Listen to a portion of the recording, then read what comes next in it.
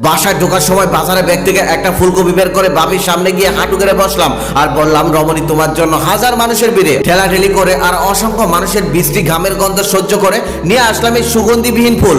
নাও, এটা নিয়ে আমাকে এবার উদ্ধার করো। ভাবি তখন রান্না করছিল। ঠিক তখনই গরম খুন্তিটা হাতে নিয়ে বলল, 9:30 বেজে গেছে, তাড়াতাড়ি ফ্রেশ হয়ে স্কুলে যা। আমি তখন মুচকে এসে ভাবিকে বললাম, ভাবি, আজকে তো ক্লাস হবে না, স্কুলে গিয়ে কি হবে? ভাবি তখন রেগে গিয়ে বলল, ক্লাস না হলেও স্কুলে যাবি, আর কয়েকদিন পর এসএসসি পরীক্ষা, সেই খেয়াল আছে তোর?